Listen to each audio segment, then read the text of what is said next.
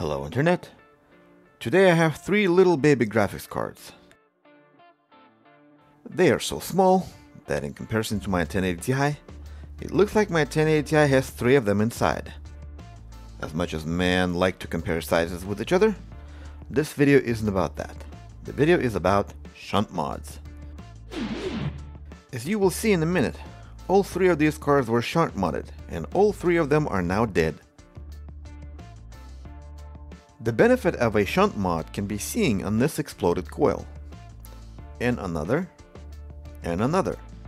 Hopefully that's enough for you to avoid these internet suggested upgrades. With that said, let's take this thing apart and see what else is damaged.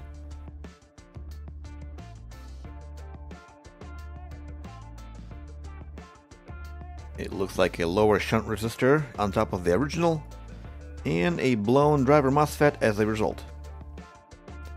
The question now is, can I fix it? For that, I'm gonna have to take some measurements. My guess is this is the core, this is memory, that must be PEX, 1.8 isn't far away, and 5 volt. With the short on 12 volt, hopefully this MOSFET is not welded to the board, and maybe I can remove it without ripping any pads. But only time will tell, so let's get busy and get it done.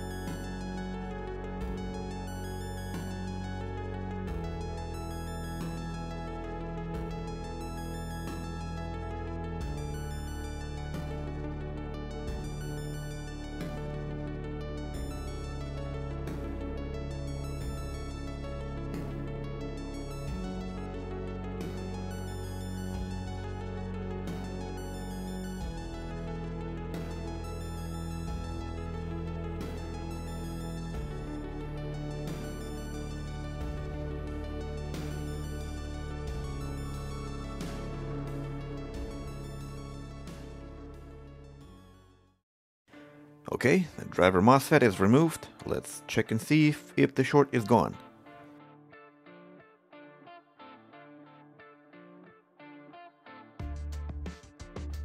Yep, no more short. So now what I have to do is to remove the base of the MOSFET that got welded to the board due to high current. Little did the owner knew about the shunt mod. He actually created himself a welding machine. The only difference between this welder and the one that you use in your garage is that this one welds SMD components to the board. So I'll be shaving away the remains of the old MOSFET, and I'll try not to shave too far because I still want some pad to be left behind, that way I have some place to solder a new MOSFET onto. Otherwise, we're boned.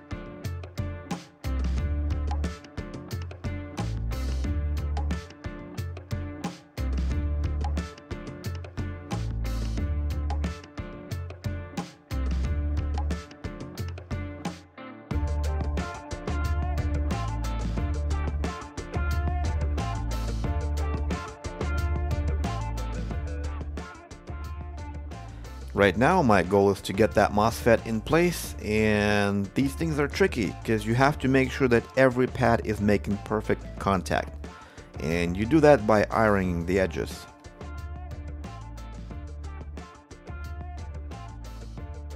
Followed by cleaning the entire board, maybe a bit too soon because I still have to remove this exploded coil in the back, as well as the new shunt resistor. For this card, instead of replacing the coil, I will put in a fuse.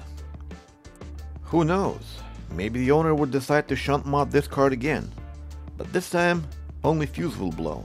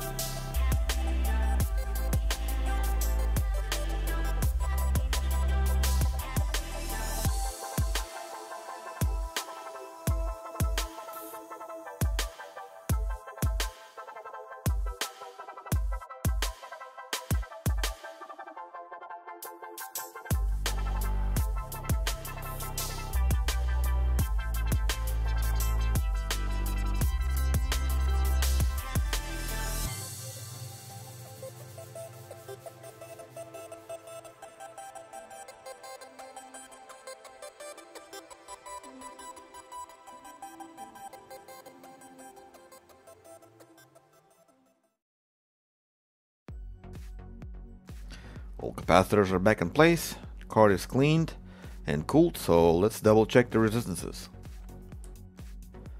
Not short on 12 or anywhere else, so let's plug this thing into the power supply and see if we get any voltages on this board.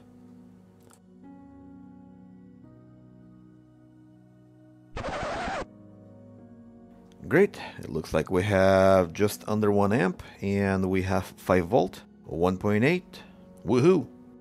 Let's plug it into a computer and see if it works. Right now I don't have an HDMI adapter, so I will use this card as a secondary. For now, I will switch my motherboard to use built-in graphics as primary and go into Windows and see if card is recognized and if it works. Card is recognized, everything looks good. I'll run firmware for just a second and that seems to work. Awesome. Now I'll put this card together, close it up, and that should be it for this card for now. 2 more to go. Both suffer exact same fate, so let's get those things apart and see if we can fix those as well.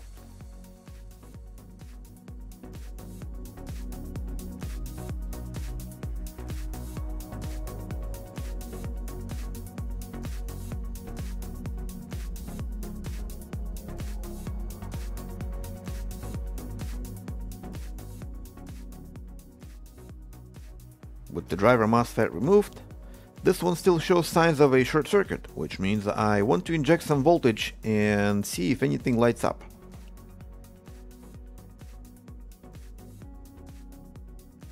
After looking around for a couple of days, it appeared that the second driver MOSFET is also dead.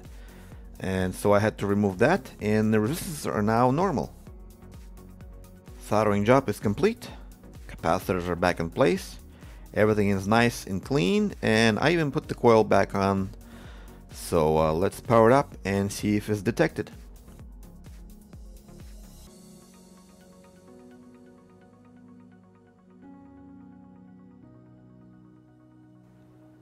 Great, another successful repair. Card is now fixed, as it should. It even plays games, so I guess size doesn't matter after all. I don't know. Anyway, last one was fixed exactly the same way, but it had no copper plate, so I had to make up some pads that would work. And there we have it. Also, the adapter came in, so I went ahead and I tested every one of them to make sure that they do produce an image on their own, which they did. I also replaced the electrolytic capacitors that were damaged during the repair, and now all 3 cards are done, and so am I. And if you learned anything from this video, please hit me with a like and comment below and subscribe for more. Thank you for watching and have a blessed day. Goodbye.